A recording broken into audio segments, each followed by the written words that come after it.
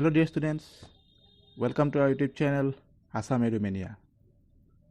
আশা কৰোঁ তোমালোকৰ সকলোৰে ভাল আৰু মই পঢ়াবলৈ গৈ আছোঁ তোমালোকক class 8ৰ maths. So without any wasting time, let's start our video.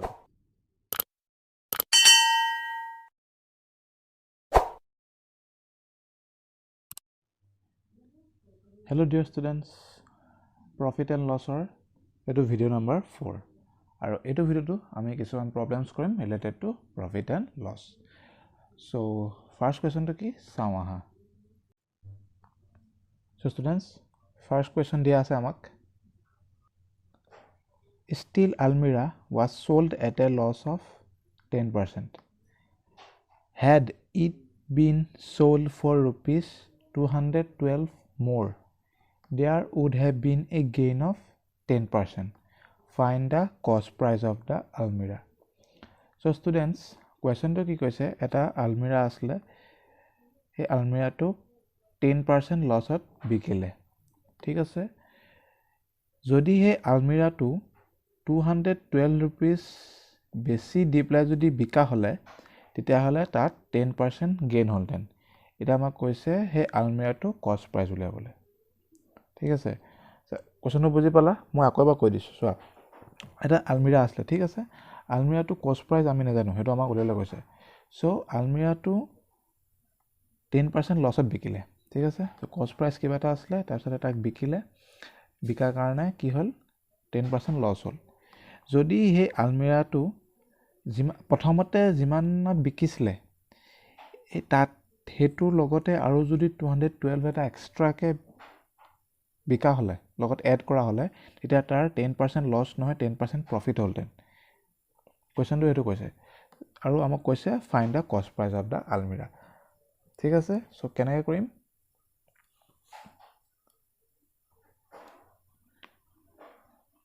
Solution.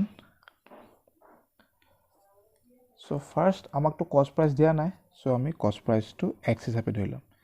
Let the CP of the almirah be rupees X. তাৰপিছত লছ পাৰ্চেণ্টেজ দিয়া আছে আমাৰ 10. ঠিক আছে, এতিয়া আমাক SP উলিয়াব লাগে. SP of the almirah কি হ'ব ষ্টুডেণ্টছ? ফৰ্মুলাটো তোমালোকৰ নিশ্চয় মনত ৰৈ গ'ল এতিয়ালৈকে. কি আছিলে formula? CP into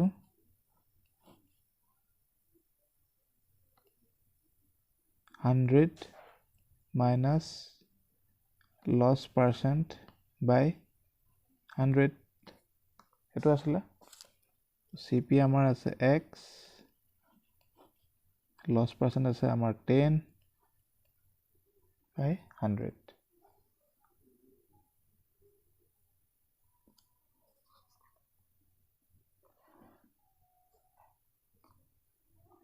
$100 minus 10, 90 by 100 X. So, যদি সেই আলমিৰাটো 10% লছত বিকা হলে তাৰ চেলিং প্ৰাইচ কিমান হলতেন? আলমিৰাটো 90 by 100 X. ঠিক আছে, এতিয়া এইটো হৈ গ'ল আমাৰ ফাৰ্ষ্ট কণ্ডিশ্যন. এতিয়া নেক্সট কণ্ডিশ্যনটো কি কৈছে? সি যদি আলমিৰাটো আৰু 212 rupees বেছি দাম দি বিকা হলে তো তাৰ 10% প্ৰফিট হলতেন.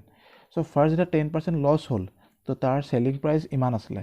ঠিক আছে, আলমিৰাটো ধৰি লোৱা সি আনিলে X rupeesত, বিকিলে ইমানত, আৰু সেইটো কাৰণে তাৰ লছ হ'ল 10%. যদি এই দামটো লগতে আৰু 212 rupees এক্সট্ৰাকৈ সি লোৱা হ'লে, কুৱেশ্যনটো কৈ দিছে had it been sold for rupees 212 more, there would have been gain of 10%. So এইটো চেলিং প্ৰাইজতে সি যদি আৰু 212 rupees এটা এড কৰা হ'লে তাৰ 10% তাৰ প্ৰফিট হলতেন, গেইন হলতেন. ঠিক আছে, চ' সেইটো ছেকেণ্ড কণ্ডিশ্যন হ'ব. চ' এইটো হৈ গ'ল আমাৰ ফাৰ্ষ্ট কেছ. ইয়াত তোমালোকে লিখিব পাৰা ফাৰ্ষ্ট কেছ. ঠিক আছে, এতিয়া আমি ল'ম ছেকেণ্ড কেছ. ছেকেণ্ড কেছত কি কৰিম ষ্টুডেণ্টছ? ছেকেণ্ড কেছত আমাৰ এইটো selling price of the almirah কিমান হ'ব?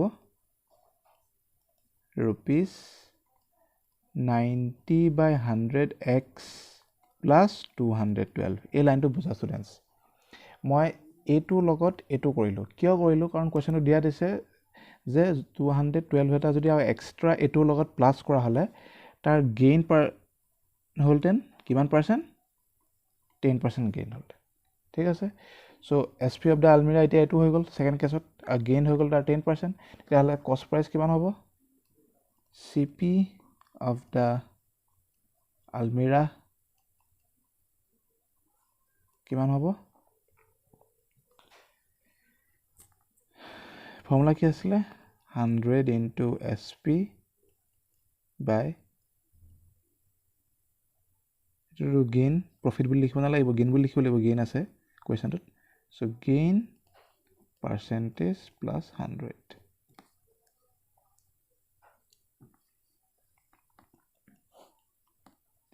100 into SP কিমান হৈ গ'ল আমাৰ 90x by 100 plus 212 by 10 plus 100 এইটো কিমান হ'ব এইটো মই আগত লিখি লৈছোঁ 90x by 100 plus 212 into 100 by 110 so students the cost price এইটো হ'ব এতিয়া আহি গ'ল মেইন কথাটো এতিয়া চোৱা কষ্ট প্ৰাইচ এইটো হওক আৰু আমি এটা কষ্ট প্ৰাইচ লৈছিলোঁ কিমান এক্স সেই এক্সটো যে আমি কনচিডাৰ কৰিছিলোঁ কষ্ট প্ৰাইচ আলমিৰাটোৰ আৰু এইটো যে কষ্ট প্ৰাইচ আমি পালোঁ আলমিৰাটোৰ সেই দুটা ছেইম হ'ব নহয় কাৰণ চেলিং কুৱেশ্যনটো কি কৈছে যে চেলিং প্ৰাইচটোহে বেলেগ বেলেগ হ'লে প্ৰফিট হওক বা হ'লহেঁতেন বা লছ হ'লহেঁতেন কিন্তু কষ্ট প্ৰাইচটোতো ছেইম থাকিব হয় নাই চ' আমি কষ্ট প্ৰাইচ এক্স লওঁ বা এইটো লওঁ আমাৰতো ছেইম হ'ব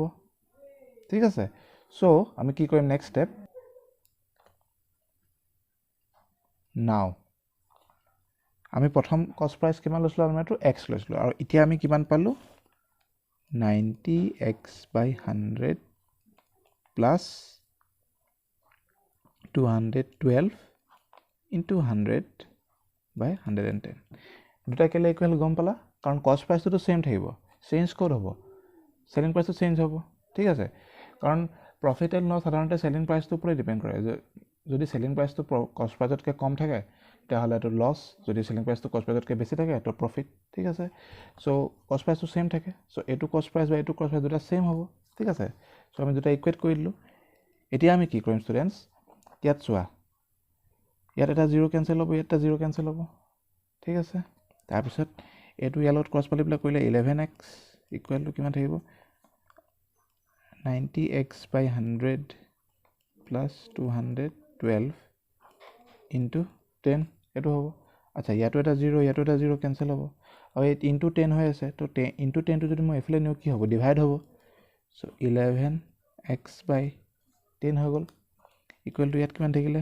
9x by 10 প্লাছ 212 এতিয়া এক্স আৰু এক্স আমি ছেইম ছাইড ল'ম ভেৰিয়েবলছ হয় ঠিক আছে চ' 11x by 10 আৰু এইফালে 9x by 10টো এইফালে আনিলে কি হ'ব minus 9x by 10 equal to এইফালে কিমান থাকিলে 212 ঠিক আছে এতিয়া এইটো এলচিএম ল'ব দৰকাৰ নাই কাৰণ ডিনমিনেটৰ ছেইম হৈ আছে চ' 11x minus 9x equal to 212 এইটো ছল্ভ কৰা কিমান হ'ব 2x ইকুৱেল টু কিমান হ'ব এতিয়া আমাৰ এক্সৰ ভেলু লাগে চ' এক্সৰ ভেলু আমি কি কৰিম ফাৰ্ষ্ট 10টো ইফালে নিম 10টো ইফালে নিলে কি হ'ব 212 লগত 10টো ইনটু হৈ যাব আৰু 2টো এক্সৰ লগত ইনটু হৈ আছে ইফালে নিলে ডিভাইড হৈ গ'ল ঠিক আছে চ' 2 এইটো কাটা 2 1 জ 2 0 2 6 জ 12 তো 212 হওক 106 কেঞ্চেল হ'ল 106 ইনটু 10 কৰিলে কিমান হ'ব 1060 therefore CP of the Almirah equal to rupees 1060 so students আমাৰ এনসাৰ ওলাই গ'ল আশা কৰোঁ তোমালোকে বুজি পালা যদি কিবা ডাউট থাকে ভিডিঅ'টো আকৌ এবাৰ বেক কৰি চাবা ঠিক আছে তাৰপিছতে যদি বুজি নোপোৱা মোক কমেণ্ট সেকশ্যনত কমেণ্ট কৰিবা moving on to the next question Rajesh bought 80 kg of mangoes at rupees 30 per kg he sold 80% of this at rupees 50 per kg and the remaining mangoes at rupees 25 per kg. Find his gain or loss percent on the whole transaction. So students, question to dhur paise na ki koise? Question to koise je Rajesh 80 kg of mangoes anile at rupees 30 per kg aru 1 kg tak 30 rupees lole. So 80 kg of mangoes tak 30 নহয়, ই 80 kg আনিলে, ঠিক আছে, 80 kg of mangoes আনিলে আৰু 1 kg তাৰ 30 rupees কে পৰিলে, ঠিক আছে। so 80 kg কিমান হ'ব? 80 into 30, ঠিক আছে। তাৰপিছত কি কৰিলে? he sold 80% of this at rupees 50 per kg. এই 80 kg mango he 80% বিকিলে। 80 kg 80% কিমান হ'ব? এইটো আমি উলিয়াব লাগিব, ঠিক আছে। so 80 kg he অকল 80% হে বিকিলে। গোটেই 100% হোৱা হ'লে গোটেই 80 kg বুজালেহেঁতেন, কিন্তু 100% নাই কোৱা, 80% কৈছে। so 80 kg আমি 80% উলিয়াব লাগিব। তো সি কি কৰিলে? 80% বিকিলে at rupees 50 per kg, ঠিক আছে। 1 kg 50 rupees কে বিকিলে। and the remaining mangoes at 25 per kg। আৰু বাকী যিখিনি থাকিলে, যিখিনি ৰিমেইনিং mangoes সি কি কৰিলে? 25 per kg কে বিকিলে। এটা উলিয়াবলৈ আমাক কৈছে find the gain or loss percent on the whole transaction।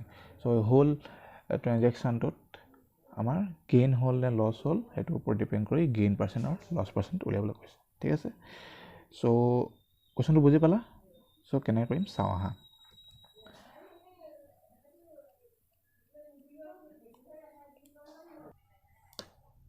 তেতিয়াহ'লে কি লিখিলোঁ students? CP of 1 kg mango equal to rupees 30, কাৰণ ইয়াত আমাক কৈ দিছে 1 kg rupees 30 আৰু সি ল'লে কিমান? 80 kg। তেতিয়াহ'লে 80 kg mango কিমান হ'ব? rupees 30 into 80 হ'ব আমাৰ rupees 2400 হৈ গ'ল। এতিয়া সি কি কৰিলে? সি 80 kg সি 80% বিকিলে। তো 80 kg 80% আমি উলিয়াব লাগিব, কিমান হ'ব? ঠিক আছে। so 80% of 80 kg mango কিমান হ'ব? এইটো কেনেকৈ উলিয়াই ষ্টুডেণ্টছ? তোমালোকে জানা 80% মানে কি? 80 by 100 অফ মানে কি? আমি ইনটু হয় 80 kg। so ইয়াত 0 কেঞ্চেল, ইয়াত 0 এইটো 0 কেঞ্চেল। so কিমান হ'ব? 8 into 8 64 kg mangoes। so সি কিমান বিকিলে? 80 kg পৰা 64 kg mangoes সি বিকিলে, ঠিক আছে। so students, ফাৰ্ষ্ট আমি লিখি ল'লোঁ SP of 1 kg mango কিমান? 50 rupees। কোৱেশ্যন আমাক দিয়া আছিলে 50 rupees per kg। তেতিয়াহ'লে SP of 64 kg mangoes কিমান হ'ব?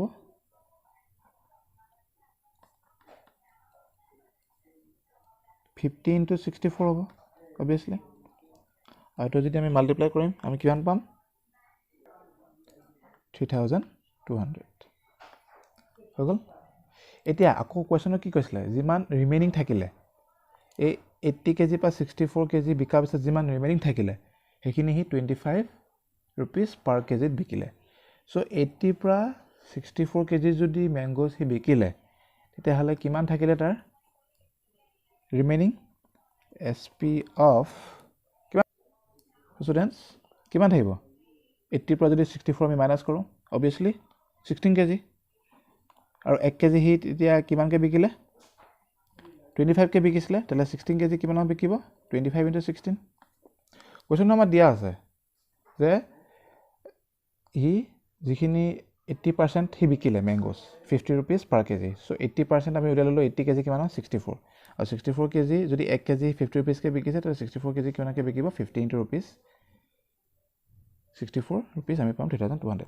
তাৰপিছত ৰিমেইনিং মানে 80 পৰা 64 kg বিকাৰ পিছত ৰিমেইনিং কিমান থাকিলে? 16 kg আৰু 1 kg সি 25কে বিকিছে। so 16 kg মেংগোজৰ দাম কিমান হ'ব? চেলিং প্ৰাইচ rupees 25 into 16, ঠিক আছে। so এইটোক মাল্টিপ্লাই কৰিলে আমি কিমান পাম? 400 পাম, ঠিক আছে। so 64 kg মেংগোজৰ চেলিং প্ৰাইচ ইমান, 16 kg মেংগোজৰ চেলিং প্ৰাইচ ইমান। so টোটেল 80 kg মেংগোজৰ চেলিং প্ৰাইচ কিমান হ'ব? অবভিয়াছলি 3200 plus 400, ঠিক আছে। so selling price of 80 kg mangoes কিমান হ'ব rupees 3200 plus 400 ইমানে হ'ব প্লাস কৰিলে আমি পাম 3600 পাম স্টুডেন্টস এতিয়া so selling price of 80 kg mangoes আমি পালো 3600 আৰু আমি cost price of 80 kg mangoes কিমান পাইছিলো 2400 ঠিক আছে so profit হল নে loss হল আমাৰ স্টুডেন্টস obviously profit হল কাৰণ selling price to cost price কে ডাঙৰ হৈ গল therefore নহয় first আমি উলিয়াম profit তাৰপিছত উলিয়াম profit percentage so profit equal to rupees 3600 minus 2400 so minus কৰিলে আমি কিমান পাম 1200 ইমান পাম আমি ঠিক আছে এটা আমি profit percent উলিয়াম তেতিয়াহলে so profit percent কিমান হ'ব profit by CP into 100%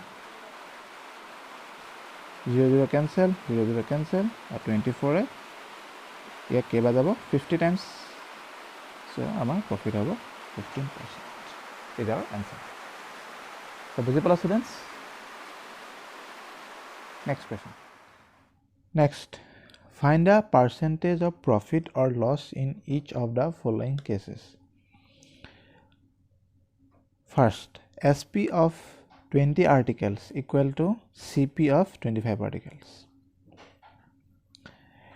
CP of 30 articles equal to SP of 40 articles. এতিয়া আমাক দুটা কেস দিয়া আছে এই দুটা কেসত আমি প্রফিট অর লস উলিয়াই পেলাই প্রফিট পার্সেন্ট আর লস পার্সেন্ট উলিয়াব লাগিব ঠিক আছে সো এটোটো একো বুজি পোৱা নাছে তোমালোকে কি দিছে এটো এনেকুৱা অংক দিয়া নাই ৰুপিজত দিয়া নাই পাৰ্সেন্টেজ দিয়া নাই ডাইৰেক্ট কৰিছে কি হয় নহয় না কি বুলি কৈছে SP মানে selling price of 20 articles equal to কষ্ট প্ৰাইস অফ 25 আৰ্টিকলছ নেকে দি থৈ দিছে ইয়াত তো একো ৰুপিজ দিয়া নাই যে 20 আৰ্টিকলছৰ ৰুপিজ কিমান দাম বা কষ্ট প্ৰাইস অফ 25 কষ্ট প্ৰাইস অফ 25 আৰ্টিকলছৰ প্ৰাইস কিমান ঠিক আছে সো আওৰ এটো সেম দুই নম্বৰটো কষ্ট price of 30 articles equal to selling price of 40 articles so এনেকুৱা টাইপৰ প্ৰবলেমছ কেনেকৈ কৰোঁ কৰিব লাগে চাওঁ আহা Okay students first মই কেছটো লিখি লৈছো এটো সলভ কৰাৰ পিছত আমি সেকেন্ড কেছটো সলভ কৰিম সো কোৱেশ্চনটো প্ৰথমতে কি কৈছে হেতু বুজি লোৱা selling price of 20 articles equal to cost price of 25 articles কি বুজিছা বাৰু কোৱেশ্চনটো আমাক কি ক'বলৈ কৈছে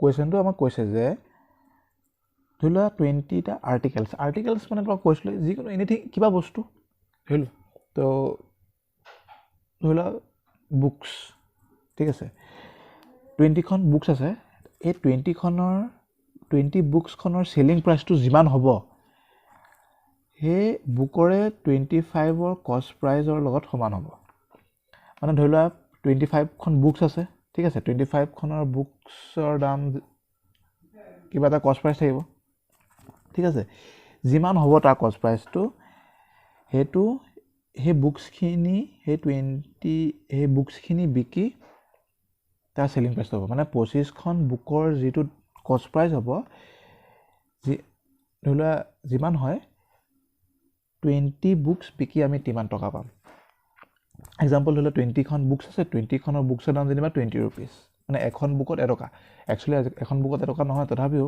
জাস্ট সাপোজ কথাটো কৈছো ধৰিলা এখন বুকত এটকা তেতা হলে 25 বুকসৰ দাম 25 হ'ব ঠিক আছে তেতিয়া হলে আৰু এটো মতে তেলে সোৱা তো কষ্ট প্ৰাইস অফ 25 বুকস মানে কি 25 বুকসৰ দাম 25 হ'ব আৰু 25 হ'ল না रुपीस কিন্তু হে এটো কষ্ট প্ৰাইস সো আমি হে 25 বুকখনৰ দাম আমি 25 ঠিক আছে কিন্তু আমি যদি হে 25 বুকখনৰ ভিতৰত 20 বুকস বিকো তেতিয়া আমি 25 रुपीस পাম বুজি পালা কোৱেশ্চনটো হেটোই ঠিক আছে মানে আমি 25 বুকসখনৰ আমাৰ যিমান দাম হয় আমি 20 বুকসখন বিকি তিমান দামটো পাই যাম ঠিক আছে সো তাত আমি প্ৰফিট পাৰ্সেন্ট আৰু লস পাৰ্সেন্ট উলিয়াব লাগে সো কেনে কৰিম একদম সিম্পল ফাৰ্স্ট আমি কি ধৰিলাম let the CP of one article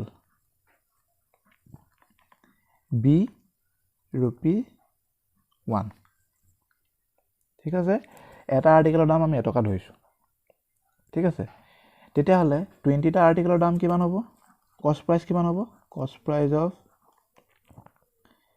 20 আৰ্টিকেলছ কিমান হ'ব ইকুৱেল টু ₹20 অবভিয়াছলি হয় নাই যদি এটা আৰ্টিকেলৰ দাম এটকা হয় 20 আৰ্টিকেলৰ দাম কিমান হ'ব 20 হ'ব 20 * 1 20 ঠিক আছে এতিয়া selling price of 20 articles কিমান হ'ব আৰু students কো পাইবা না কিমান रुपीस হ'ব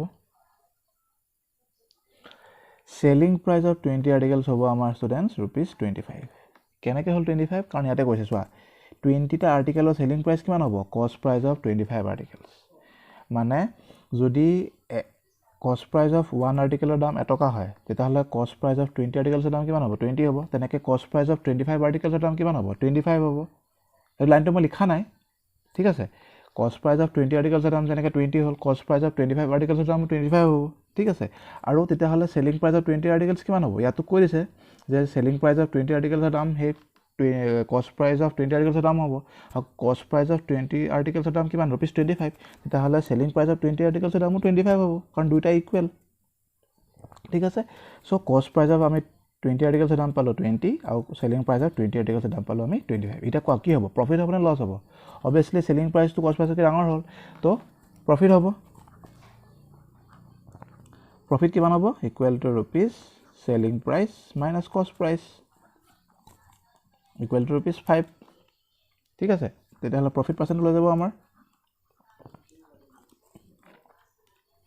profit কি আছিল percentage profit percentage equal to profit by cp into 100% to solve কৰা আমাৰ answer ওলাই গ'ল profit আমি পালো 5 cost price আমি পাইছো 20 into 100 5 4 is 20 4 100 of 25 times cancel কৰিব so আমাৰ profit হ'ব 25% is our answer 2 নম্বৰটো next cp of 30 articles equal to sp of 40 articles আগৰ নিচিনাই খালি অকমান চেঞ্জ আছে ইয়াত কি কৈছে ধৰিলোৱা 30টা আৰ্টিকেলছ আছে তাৰ যিমান হ'ব দাম এই দামটো হে 40টা আৰ্টিকেলছ হে আৰ্টিকেলে 40 কিন্তু এমাউন্টটো বেছি মানে কোৱান্টিটিটো বেছি 40টা আৰ্টিকেলছ বিকিলে যিমান হ'ব তিমান মানে ধৰিলোৱা বুক আৰ্টিকেলছ কিটা বুকে হ'ব ঠিক আছে তো 30খন বুক আমি কিনিছো তাৰ কিবা এটা কষ্ট প্ৰাইস হ'ব ধৰিলোৱা 30খন বুকছৰ দাম আমি সিমিলাৰলি আগৰ নিচিনা যেনে এক্সাম্পল লৈছো 30 रुपीस হ'ল ঠিক আছে সো কষ্ট প্ৰাইস অফ 30 বুকছ হ'ব ₹30 আমি ধৰি লৈছো ঠিক আছে তেতিয়া হলে কি কৈছে যেতিয়া আমি কষ্ট প্ৰাইস অফ 30 আৰ্টিকেলছ 30 বুকছখনৰ দাম কিমান হৈ গ'ল ₹30 আৰু আমি যেতিয়া সেই বুকছখন আৰু 40খন বিকিম 40খন বুকছ বিকিম তেতিয়া আমি 30 रुपीस পাম কাৰণ ইয়াত কৈ দিছে selling price of 40 articles is equal to cost price of 30 articles মানে 30খন বুক বিকি আমি ₹30 পালো আৰু 40খন বুক বিকিও আমি ₹30 পালো ঠিক আছে সো obviously কি হ'ব লছ হৈ যাব হয় না সো এটো আগৰ নিচিনাই কৰিম একো টান নহয় একে ধৰি লম let the cp of one article be ₹1 হৈ গ'ল তেতিয়া হলে cp of 40 articles কিমান হ'ব 40 হ'ব এটা আৰ্টিকেলৰ দাম এটকা হলে 40 আৰ্টিকেলছৰ দাম 40 30 আৰ্টিকেলছৰ দাম 30 তেতিয়া হলে sp of 40 articles কিমান হ'ব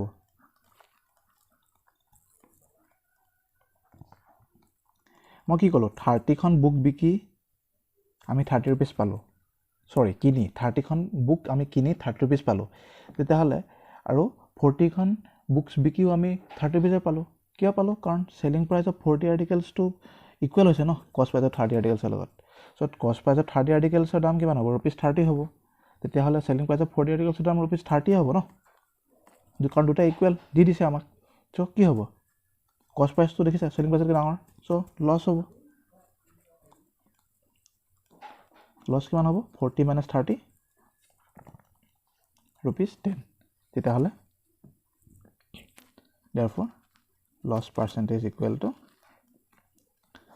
loss by cp into 100% loss আমাৰ হৈ গ'ল কিমান 10 cp আমাৰ কিমান 40 into 100% 0 ইয়াৰ 0 কেনসেল 4 25 সো ইয়াৰো আনসাৰ আমি সেম কেন পালো 25% কিন্তু লস আগৰটো হৈছিল প্ৰফিট এটো হল লস সো স্টুডেন্টস বুজি পালা কেনে কৰিলো যদি কিবা ডাউট থাকে ভিডিওটো মই কি কলো এবাৰ আকৌ ব্যাক কৰি চাবা ঠিক আছে সো এটো ভিডিওত ইমানে নেক্সট ভিডিওত আৰু আমি কিছু প্ৰবলেমছ কৰি যাম আৰু দুটামান ভিডিও পিছত এটো প্ৰফিট এণ্ড লস টো আমি হেক কৰিম তাৰছতে ডিসকাউন্ট তোমালোকৰ সিলেবাছত আছে সো ডিসকাউন্ট আমি স্টাৰ্ট কৰিম ঠিক আছে যদি কিবা ডাউট থাকে কমেন্ট সেকশনত কমেন্ট কৰিবা বাই নিজৰ খেয়াল ৰাখিবা নিজৰ মা দেউতাৰ খেয়াল ৰাখিবা stay safe stay at home and keep learning